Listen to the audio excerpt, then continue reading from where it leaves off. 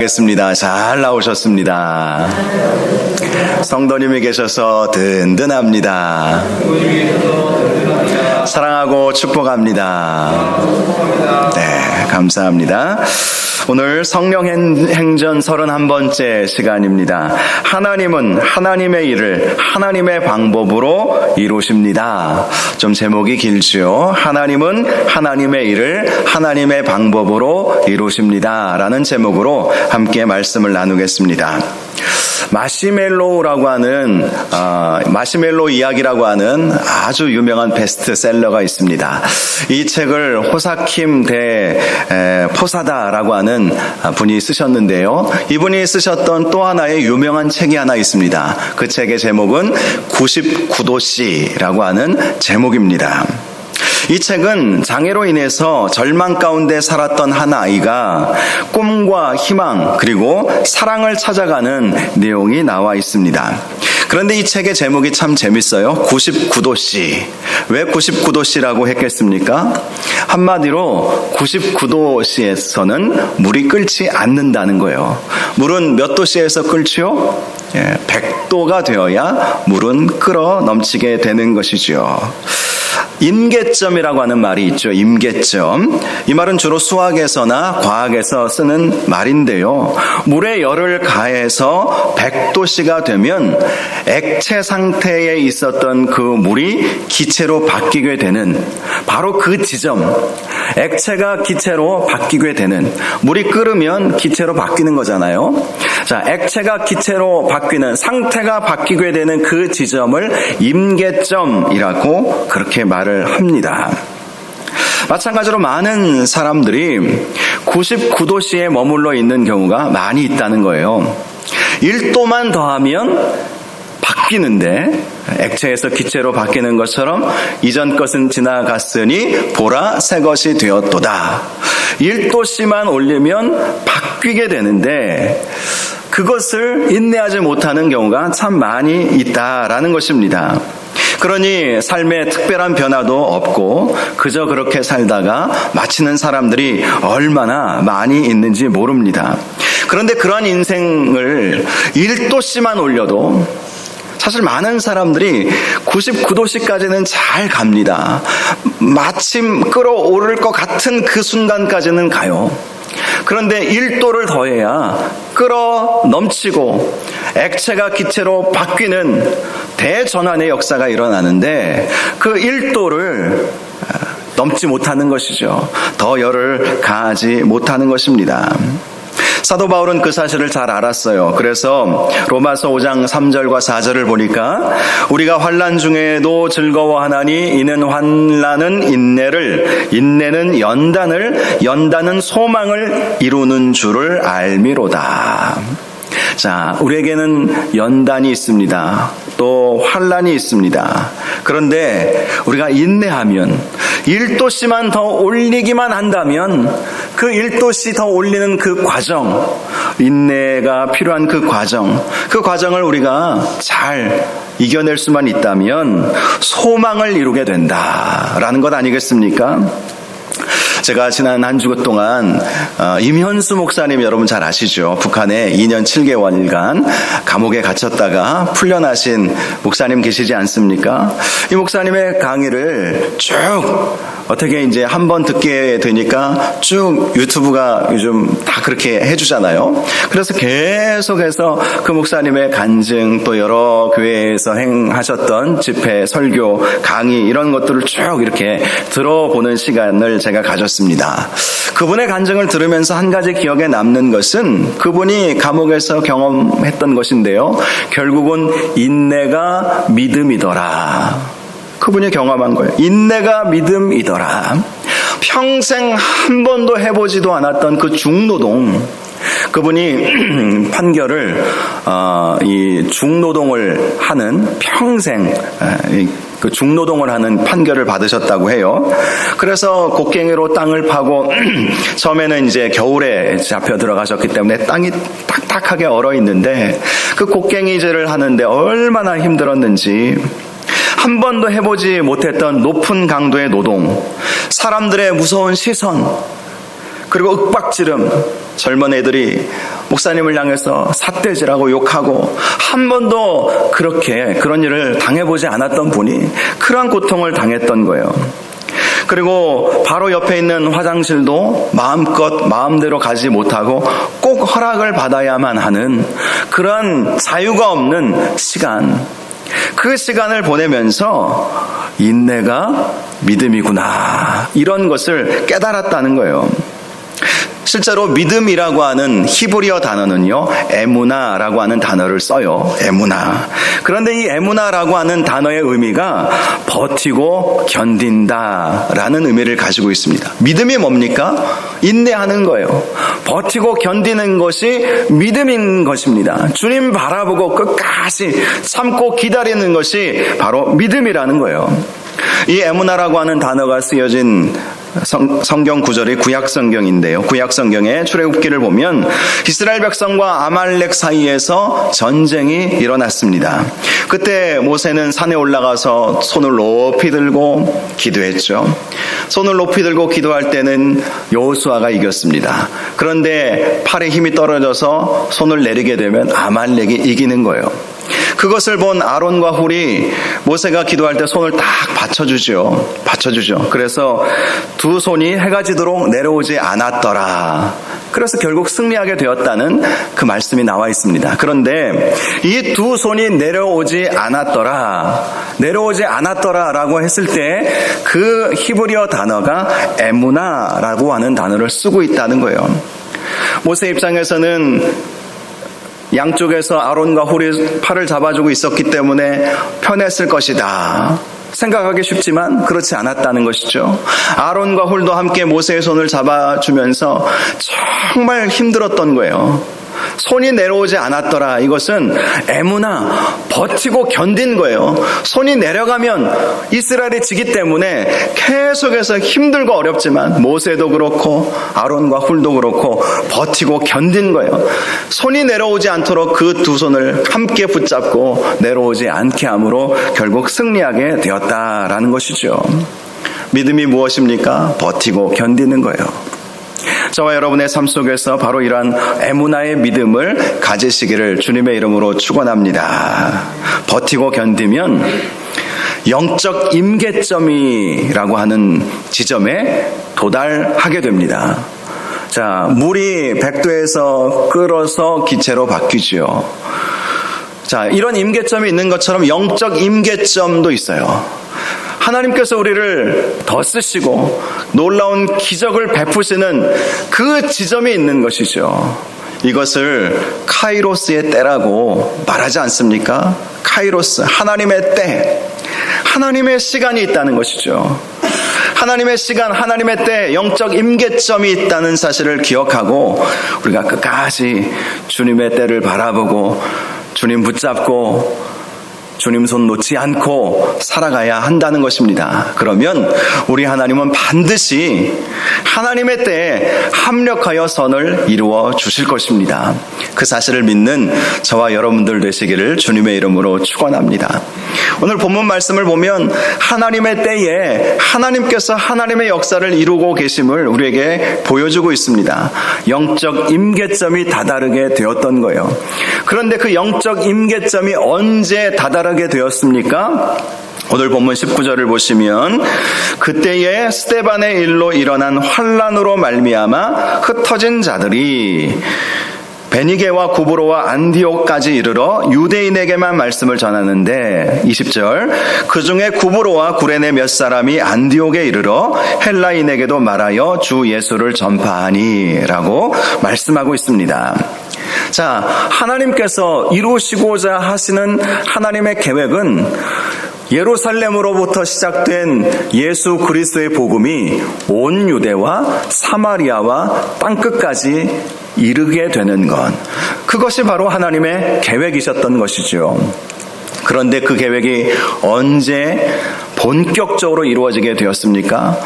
초대교회에 환난이 왔을 때, 초대교회의 환난으로 인해서 사람들이 흩어질 수밖에 없었던 거예요. 예루살렘에서 더 이상 살아갈 수가 없었던 것이죠. 물론 끝까지 지키고 있었던 제자들, 또 사도들도 있었고 성도들도 있었지만 상당수 많은 사람들이 교회의 핍박을 피해서 여러 지역으로 흩어질 수밖에 없었던 것입니다. 바로 그렇게 흩어지는 그 순간, 그 고통의 순간이 하나님께서 보시기에 하나님의 복음, 예수 그리스도의 복음이 땅끝까지 증거되는 바로 그 영적 임계점, 카이로스의 때가 되도록 하셨다라는 것이 오늘 본문에 나와 있는 것이죠. 분명 초대교회에 임한 환난은 힘들고 어려운 일이었습니다. 그러나 초대교회 성도들은요, 산이나 들로 숨지 않았어요. 오히려 핍박을 피해서 여러 지역으로 흩어지면서 담대하게 주의 복음을 증거하게 되었던 것입니다. 그래서 어떤 사람들은 베니게와 구브로와 안디옥까지 이르게 되었던 것이죠. 이 지역은 이방인들이 사는 지역입니다. 온 유대와 사마리아를 넘어서 이방인 지역까지도 사람들이 흩어지게 되었다는 것이지요. 그리고 거기서 먼저는 유대인들에게 복음을 전하게 되었습니다. 흩어져 살고 있는 유대인들을 찾아가서 예수 그리스도를 증거하게 된 것이죠. 그런데 그 중에 구브로와 구레네 몇 사람들은 헬라인에게도 주의 복음을 증거하게 되었던 것이죠. 구브로와 구레네 몇 사람, 소수이지만 그들이 이방인이었던, 우리가 지난주에 살펴보았던 것처럼 당시 유대인들은 이방인들과 교제하기를 꺼려하지 않았습니까? 그래서 하나님께서 베드로에게 특별한 은혜를 주셔서 고넬료를 만나게 하신 것 아니겠습니까? 그래서 이것은 당시 시대적인 문화, 분위기를 보여주는 거예요. 유대인들은 이방인들을 만나기를 꺼려했습니다. 그런데 구브로와 구레네 몇 사람들은 헬라인들을 만나서 그들에게 복음을 전하게 되었던 것이죠. 사도행전 로마서 10장에 사도 바울은 이런 말을 했습니다. 누구든지 주의 이름을 부르는 자는 구원을 받으리라. 그런데 누가 주의 이름을 부를 수 있겠습니까? 그래서 이런 말씀을 했죠. 그런즉 그들이 믿지 아니하는 일을 어찌 부르리요? 듣지도 못한 일을 어찌 믿으리요? 전파하는 자가 없이 어찌 들으리요? 누군가가 전파해야 주의 이름을 부를 수 있다는 것 아니겠습니까? 주의 이름을 불러야 구원을 받는데 누가 부를 수 있냐는 것이죠. 누군가가 전해 주어야 예수 그리스도를 믿게 되고 예수 그리스도의 이름을 부를 수 있게 되는 것이다. 그렇습니다. 이 구브로와 구레네 몇 사람은 한 번도 듣지 못했던 예수 그리스도를 헬라인들에게 전함으로 그들이 예수 그리스도를 믿게 하는 놀라운 역사에 쓰임을 받게 되었던 것이죠. 마중물이라는 말이 있죠. 마중물. 우물을 길어 올릴 때 먼저 한 바가지를 우물에 집어넣지 않습니까? 마중물. 마찬가지로 어떤 일을 이루기 위해서는 마중물을 넣어야 할 때가 있지요. 오병이어의 기적이 어떻게 이루어졌습니까? 한 아이가 가지고 왔던 작은 자기의 도시락. 오병이어. 그것으로 인해서 5,000명이 넘는, 남자만 5,000명이 넘는 수많은 사람들이 먹고도 12광줄이나 남게 하는 기적이 일어나게 되었던 것입니다. 마중물이 필요한 것이죠. 한 사람 예수 그리스도의 십자가 헌신으로 인해서 인류 구원의 대역사가 이루어졌던 것처럼 어떤 사람의 헌신, 희생, 앞장서서 나아가 일하는 것이 필요한 것이지요. 이 구브로와 구레네 몇 사람이 바로 이러한 마중물의 역할을 감당했다는 것입니다. 사실 세계의 역사는 소수에 의해서 시작되어서 완전히 바뀌는 경우가 참으로 많이 있습니다. 혹시 나비 효과라고 들어보셨습니까? 나비 효과. 나비 한 마리의 작은 날개짓이 사실은 별것 아닌 것처럼 보이지만 그것이 나중에 큰 바람을 일으킬 수도 있다. 어떤 기상학자가 주장한 이론입니다. 나비 효과. 그래서 이런 표현을 합니다. 브라질에 있는 한 마리의 나비의 날개짓으로 미국 텍사스에 큰 허리케인을 몰고 오게 한다라는 것이죠. 브라질에 있는 그 멀리 떨어진 그 나비 한 마리가 작은 날개짓을 했는데 그것이 점점 커져서 미국 남부의 텍사스에 허리케인이 오게 한다라는 것입니다. 그렇습니다. 이렇게 한 사람의 변화와 헌신은 처음에는 별것 아닌 것 같이 보일지 모르지만 그것이 세계 역사를 바꾸는 놀라운 일들로 나타나게 된다는 것이죠. 실제로 마틴 루터 한 사람이 종교개혁의 물꼬를 트지 않았습니까? 종교개혁의 물꼬. 이것도 임계점이에요. 그 전에도 사실 부글부글 이렇게 막 끌어오르기 시작하는 그러한 상황들이 있었습니다. 그런데 마틴 루터가 1도씨를 넘겨버린 것이죠. 그래서 종교개혁의 물꼬를 트게 된 것입니다. 윌리엄 캐리 한 사람이 개신교회의 세계 선교의 물꼬를 트지 않았습니까? 허드슨 테일러 한 사람이 중국 내지까지 들어가는 내지 선교의 물꼬를 트게 되었던 것이죠. 복음의 불모지였던 조선 땅에 언더우드 한 사람이 조선 선교의 물꼬를 트게 되었던 것입니다. 그렇습니다. 한 사람 소수는 결코 작지 않습니다. 하나님은 얼마든지 그러한 작은 소수를 통해서도 놀라운 위대한 역사를 이루실 수 있다는 것, 오늘 본문이 바로 그것을 보여주는 거예요. 구보로와 구레네 몇 사람이 누구입니까? 이름은 아십니까? 성경은 전혀 이름도 나와 있지 않아요. 제가 앞에서 말씀드렸던 사람들은 이름이라도 알려져 있지요. 그런데 이들은 어느 지역 사람인지만 나와 있지 그들이 누구인지 아무도 몰라요. 아무도 몰라요. 성경은 아예 이름조차 말씀하고 있지 않습니다. 물론 하나님은 다 아시겠죠. 그래요. 우리가 이름 없이 빛도 없이 일한다 할지라도 하나님은 다 아세요. 세상은 주목하지 않는다 할지라도 그러한 사람들을 하나님은 들어 쓰시는 것입니다. 21절을 보면 그 사실을 분명히 말씀해 주고 있죠. 주의 손이 그들과 함께 하심에 수많은 사람들이 믿고 주께 돌아오더라. 구보로와 구레네 몇 사람이 헬라인에게도 우리가 복음 전해야 되지 않겠는가? 왜 우리가 유대인에게만 복음을 전했을까? 헬라인에게도 주 예수의 복음을 전하자. 그 마음 하나님께서 귀하게 보시고 주의 손이 그들과 함께 해주셨던 거예요. 그래서 수많은 사람들이 믿고 주님께로 돌아오는, 이방인들이 주님께로 돌아오는 놀라운 역사가 이루어지게 되었던 것입니다. 그래서 세워진 교회가 안디옥 교회이죠. 구보로와 구레네 이 소수의 사람들이 주님의 손에 붙들림 받아서 세운 교회가 바로 안디옥 교회. 이 안디옥 교회는 이방인 최초의 교회였고요. 나중에 이방인 선교의 전초 기지로 사용된 교회가 되었던 것입니다. 이 모든 것이 바로 우리 하나님께서 하신 일이라는 것이죠. 하나님께서 하나님의 일을 이루시는 방법이라는 것입니다.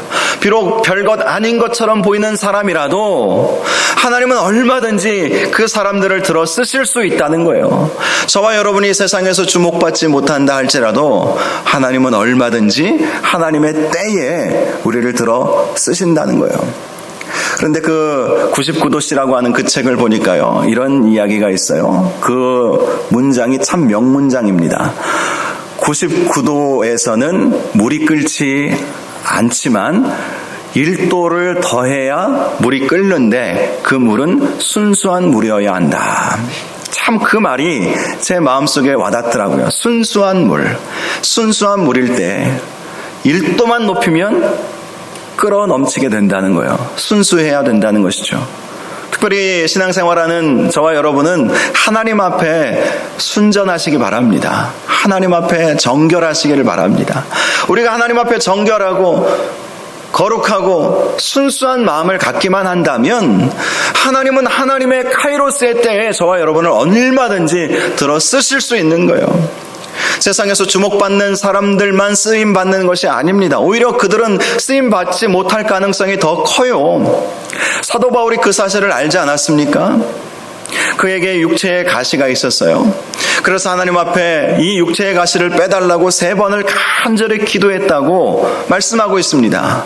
그런데 하나님께서 바울에게 응답을 주셨죠.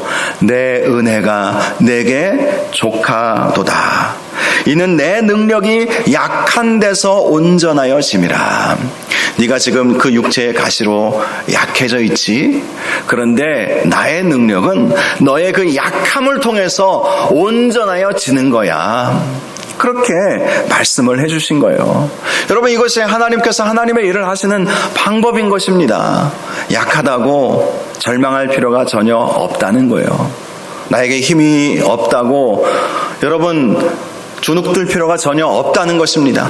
하나님의 손에 붙들려 있느냐가 중요한 거예요. 내가 약하고 내가 강하냐라는 것은 아무 문제가 되지 않습니다. 중요한 것은 내가 누구의 손에 붙들려 쓰임받을 수 있겠느냐 하는 것이죠.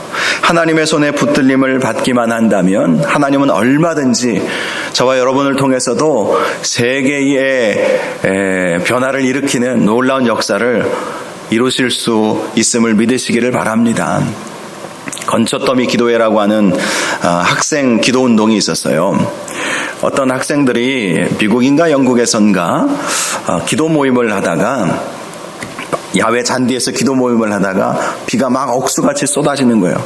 그래서 다 들어가 버렸습니다. 그런데 몇 사람이 이 건초더미 거기에 이렇게 비를 막을 수 있도록 그 건초더미 안에 들어가서 기도를 계속 이어갔던 거예요. 그리고 그 사람들이 세계 역사를 바꾸는, 세계 선교의 역사를 바꾸는 사람들이 바로 그들 가운데 나오게 되는 역사도 있었습니다. 여러분, 하나님의 손에 붙들림 받고 하나님 앞에 순전한 믿음을 갖기만 한다면 하나님은 저와 여러분을 반드시 쓰실 수 있어요. 교회도 마찬가지죠. 교회의 크기가 중요한 것이 아닙니다. 얼마나 순전한가, 얼마나 하나님 앞에 쓰임받고자 하는 마음과 열정이 있는가, 그것이 중요한 건 아니겠습니까? 하나님 앞에 순전한 저와 여러분들 되시기를 바랍니다. 하나님은 얼마든지 저와 여러분을 쓰실 수 있다니까요. 나이가 중요하지 않아요. 배우고 못 배우고 이것이 중요한 것이 아닙니다. 얼마나 많이 재력이 있고 없고 이것이 결코 중요하지 않아요. 하나님은 하나님의 방법으로 약한 데서 오히려 하나님의 능력이 나타나도록 해주신다는 사실을 꼭 기억할 수 있기를 바랍니다. 자, 이제 22절을 보니까요, 예루살렘 교회에서 안디옥에 이방인들 중에 예수 믿게 된 사람들이 생겨났다는 소식을 듣게 되죠. 그래서 23절을 보면 바나바를 이제 보내게 되었습니다. 그리고 이렇게 말씀합니다. 그가 이르러 하나님의 은혜를 보고 기뻐하여 모든 사람에게 굳건한 마음으로 주와 함께 머물러 있으라 권했다라고 말씀하고 있죠. 바나바는 안디옥에 가보니까 예수 믿게 된 이방인들을 보고 너무나 기뻤던 거예요. 바나바가 기뻐했던 이유는 하나님의 은혜가 바로 이 놀라운 역사를 이루셨음을 보았기 때문입니다. 하나님의 은혜가 아니고서는 결코 설명할 수 없는 일이 이루어진 거예요. 베드로가 가서 헬라인들에게 복음을 전한 것도 아니에요. 초대교회 7 집사 중에 빌립이나 다른 집사들이나 다른 사람들, 유명한 사람들의 이 일을 한 것이 아니에요. 그저 구브로와 구레네 출신의 몇 사람이 이 놀라운 일들을 이룬 것을 보고 하나님의 은혜구나, 하나님께서 하셨구나, 그래서 기뻐했던 거예요. 그리고 이제 막 예수 믿게 된 사람들에게 굳건한 마음으로 주와 함께 머물러 있으라, 끝까지 주님 붙잡고 믿음 지키고 있으라, 이렇게 권면을 하게 된 것이죠.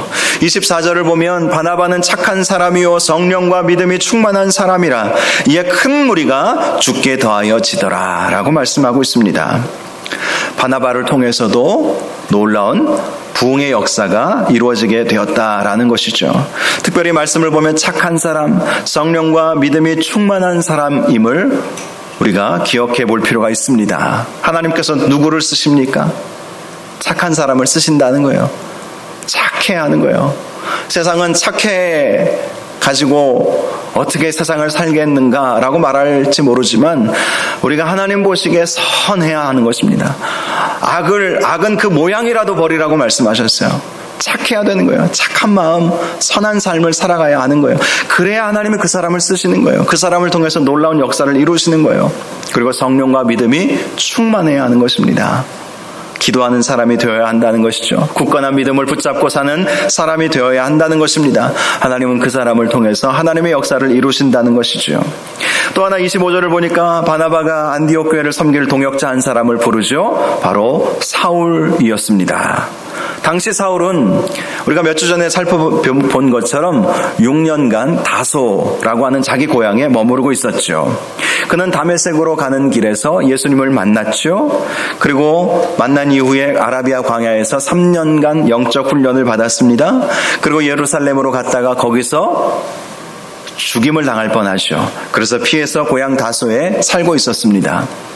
어찌 보면 주목받지 못하고 쓸쓸하게 자기의 노년을 보낼 수밖에 없는 이 사울 아니었겠습니까? 그런데 바나바가 그를 데리고 온 거예요. 사실 이 사울은요, 핍박자이지 않았습니까? 교회의 핍박자였어요. 예루살렘 교회 성도들은 사울을 볼 때마다 스데반을 죽인 놈, 그렇게 생각이 들지 않겠어요? 사울이 얼마나 아주 악랄한 사람이었는지, 사울 때문에 지금 예루살렘 교회가 막 난리가 난 거예요. 다 흩어질 수밖에 없었던 것도 사울 때문에 그런 것입니다. 그런데 그가 예수 믿었다고 한들 마음을 열고 받아주기가 쉬웠겠습니까? 그런데 그 중간 역할을 한 사람이 바나바였죠. 그래서 사도들에게 소개도 시켜주었고 고향에 가 있는 이 사울을 다시 불러서 하나님 앞에 쓰임 받을 수 있도록 길을 터준 사람이 이 바나바였던 것입니다. 그리고 이렇게 사울이 함께함으로 인해서 교회는 놀라운 부흥이 일어나게 되었던 거예요. 더 큰 부흥이 일어나게 되었던 것입니다. 이 사실을 통해서 우리가 발견할 수 있는 것은 이 사울을 예루살렘 교회가 용납해 줌으로 인해서 놀라운 부흥이 일어났다는 것입니다. 결국 용서와 용납이 교회를 부흥케 하는 원동력이 된다는 거예요. 받아들이는 것, 사랑하는 것. 그래서 사도 바울은 이렇게 사랑받은 사람이었기 때문에 그의 서신서들마다 사랑해야 한다는 것을 계속해서 강조했습니다. 로마서에 보니까요, 형제를 사랑하여 서로 우애하고 존경하기를 먼저 알아. 로마서의 로마 교회를 향해서 그렇게 말씀한 것입니다. 본인이 사랑받았기 때문에, 그리고 그 받은 사랑으로 함께 동역했을 때에 놀라운 부흥의 역사들이 일어나는 것을 그가 친히 경험했기 때문에 사랑하고 받아주고 용납하는 것이 얼마나 중요한가, 그것이 교회를 교회되게 하고 교회를 부흥케 하는 원동력이 되는구나, 이것을 발견한 것입니다. 고린도 교회를 향해서도 모두가 같은 말을 하고 너희 가운데 분쟁이 없이 같은 마음과 같은 뜻으로 온전히 합하라.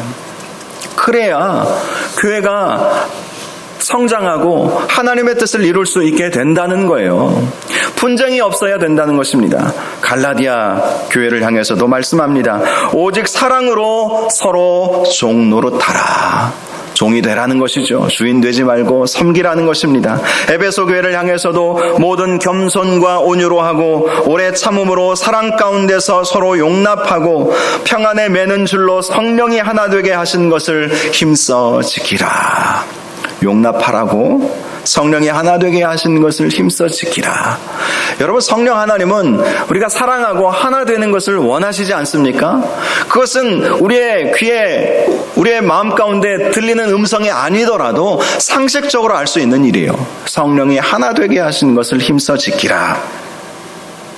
빌립보 교회를 향해서도 마음을 같이하여 같은 사랑을 가지고 뜻을 합하여 한 마음을 품어 아무 일에든지 다툼이나 허용으로 하지 말고 오직 겸손한 마음으로 각각 자기보다 남을 낮게 여기고 나보다 남을 더 낮게 여겨라. 골로새의 교회를 향해서도 이 모든 것 위에 사랑을 더하라. 이는 온전하게 매는 띠니라. 사랑이 우리를 온전하게 매는 띠가 된다는 거예요. 데살로니가 교회를 향해서도 사랑 안에서 가장 귀히 여기며 너희끼리 화목하라, 이렇게 말씀했습니다. 사울은요, 사실 용납받을 수 없는 사람 아니겠습니까? 그런데 교회가 그를 받아준 거예요. 바나바가 그를 받아준 거예요. 예루살렘 교회가 그를 인정해 준 거예요. 그러니 그가 마음껏 주의 일을 감당할 수 있었던 것이고, 그가 섬기는 사역마다, 행하는 사역마다, 섬기는 교회마다 놀라운 부흥의 역사가 일어나게 되었던 것입니다. 사랑으로 용납하는 것. 이 안디옥 교회가 부흥하고 성장하게 된 원동력이 바로 거기에 있었던 것이죠. 서로 사랑하고 용납하고 한마음 한뜻이 되어서 하나님 나라를 꿈꾸고 하나님 나라를 위해서 일할 줄 아는 교회, 바로 이러한 교회가 되었기 때문에 놀라운 역사가 이루어지게 되었던 것입니다. 자, 그래서 26절을 보면 하반절에 이렇게 말씀하고 있어요. 비로소 그리스도인이라 일컬음을 받게 되었다라는 것입니다. 그리스도인. 우리가 보통 말하는 그리스도인, 크리스찬이라고 하는 말이 안디옥 교회에서부터 시작된 말이라는 것입니다. 그런데 여러분, 원래 이 세상 사람들이 예수 믿는 사람들을 향해서 그리스도인이라고 했던 이 그리스도인이라고 하는 단어는요, 조롱 섞인 말이었다고 해요. 오늘날로 말하면 예수쟁이, 이런 뜻의 의미를 가지고 있었다고 합니다. 수치스럽고 간교한 것들을 따르는 사람들이라는 의미를 가지고 그리스도인이라고 사람들이 이야기를 했다고 합니다. 그런데요, 이를 통해서 우리가 알 수 있는 것이 있어요. 당시 안디옥 교회가 태동된 지 얼마 되지 않았지만 세상 사람들이 이렇게 예수쟁이라고 그리스도인이라고 욕했지만 믿음을 떠나지 않았다는 것이죠. 우리가 신앙생활할 때 세상은 좋아하지 않습니다. 우리가 교회 다니는 거 좋아하지 않아요. 이 코로나 시국 속에서 교회에 와서 예배드리는 것, 세상 사람들은 결코 곱지 않은 시선으로 바라볼 것입니다. 그런데요, 세상이 우리를 미워한다는 것은요, 이미 예수님께서 예언해 주신 말씀이었어요. 요한복음 15장에 보니까 내가 너희를 세상에서 택하였기 때문에 세상이 너희를 미워하느니라. 세상은 우리를 사랑하지 않습니다. 우리가 세상을 사랑하고 세상의 빛과 소금의 사명을 감당해야 할 뿐이지 세상은 우리를 미워할 수밖에 없어요. 자, 그런데 요한복음 16장에 보면 이런 말씀을 해주셨어요. 세상에서 너희가 환난을 당하나 담대하라, 내가 세상을 이기었노라. 아무리 세상에 우리를 미워해도 담대하라는 것이죠. 예수 그리스도께서 십자가로 세상을 이기셨기 때문에 담대하라는 것입니다. 그렇습니다. 이 안디옥 교회가요, 그리스도인이라고 하는 조롱 섞인 말을 들었어도 굴하지 않았다는 거예요. 오늘 본문이 바로 그것을 우리에게 말씀해 주는 것입니다. 결국 조롱 섞인 이 그리스도인이라고 하는 이 단어가 오늘날에는 어떻게 쓰여집니까? 하나님의 자녀로 존귀한 하나님의 백성이 되었음을 말씀해주는 단어로 쓰여지지 않습니까? 세상은 우리를 미워할지 모르지만 하나님은 우리를 존귀한 하나님의 자녀로 삼아주신다는 것이죠. 세상이 미워해도 담대하시기를 바랍니다. 담대히 믿음을 끝까지 지키시기를 바랍니다. 그러면 1도씨만 올라가도 놀라운 역사가 이루어지는 거예요. 자, 이제 27절에서 30절까지 말씀을 보면 예루살렘 지역에 큰 흉년이 오게 되었을 때에 안디옥 교회 성도들이 예루살렘 교회를 도와준 사건이 나와 있습니다. 29절과 30절을 보니까 제자들이 각각 그 힘대로 유대에 사는 형제들에게 부조를 보내기로 작정하고 이를 실행하여 바나바와 사울의 손으로 장로들에게 보내니라 라고 말씀하고 있어요. 여기서 말하는 장로들은 유대에 있는 장로들을 말하는 것입니다. 자, 이 말씀은 안디옥 교회가 세워진 지 얼마 되지 않았지만 다른 교회를 섬기는 교회로 성장하게 되었다라는 것이죠. 교회의 역사가 중요한 것은 아니에요. 우리가 쭉 이렇게 저도 여러 교회를 섬겨보고 또 여러 교회를 관찰해 보았지만 역사가 중요한 거 아닙니다. 또 교회 숫자가 중요한 것도 아닙니다. 정말 중요한 건 어떤 교회가 큰 교회냐? 얼마나 나누고 베푸고 사랑할 수 있는가? 거기에 달려 있는 것이죠. 그런 의미에서 이 안디옥 교회는 세워진 지도 얼마 되지 않았어요. 또 숫자가 많으면 또 얼마나 많았겠습니까? 그런데 예루살렘에 큰 흉년이 온다는 소식을 듣고 그들이 십시일반 다 헌금을 모아서 예루살렘 교회에 전달하는 귀한 일을 감당하게 되었던 것입니다. 여러분, 그래요. 이 안디옥 교회의 성장을, 태동과 성장을 보면 다 하나님께서 하신 일이죠.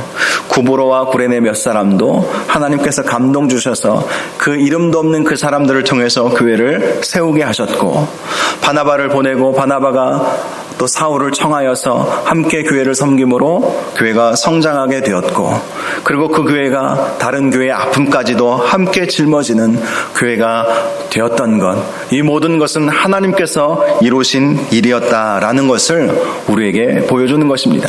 주의 손이 함께 하심에 하나님의 은혜가 있음을 보고 바나바가 기뻐했던 것처럼 하나님께서 하신 일이라는 것이죠. 여러분, 오늘날에도 하나님은 우리의 삶의 배후에서 역사하십니다. 하나님은 신실하신 하나님이세요. 살아계신 하나님이십니다. 하나님은 놀라운 역사를 우리를 통해서 이루기를 원하십니다.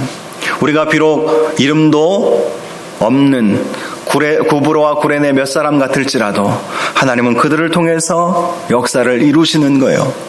우리가 비록 살과 같이 과거의 교회의 핍박자로, 교회 또 예수님의 핍박자로 살았을지라도 하나님의 손에 붙들린 바 되면 과거는 중요하지 않습니다. 하나님은 그러한 사람을 들어서 얼마든지 쓰실 수 있다는 것이죠. 이 모든 일이 하나님께서 행하셨기에 이루어질 수 있었던 일이라는 것입니다. 그러므로 저와 여러분들도 하나님께서 우리의 인생의 배후에서 역사하신다는 사실을 믿음의 눈으로 바라보실 수 있기를 바랍니다. 얼마든지 하나님은 저와 여러분을 쓰실 수 있어요. 우리 교회를 쓰실 수 있어요. 하나님은 얼마든지 하나님의 역사를 저와 여러분을 통해서 이루시기를 원하신다는 사실을 믿으시기를 바랍니다. 중요한 것은 하나님 앞에 쓰임받는 그 영적 임계점, 99도에서는 물이 끓지 않아요. 1도씨를 더 높여야 합니다. 그 1도씨를 더 높이는 과정이 결코 쉽지는 않아요. 그러나 우리가 끝까지 인내하고 성령 충만함을 받고 주님의 말씀에 순종하고 주님의 뜻을 이루려고 부단히 인내하고 우리가 기도한다면 하나님의 때에 그 1도가 다시 높여짐으로 놀라운 역사, 기적의 역사가 반드시 일어나게 될 것입니다. 끝까지 인내하고, 그래서 에무나의 믿음, 끝까지 버티고 견딤으로,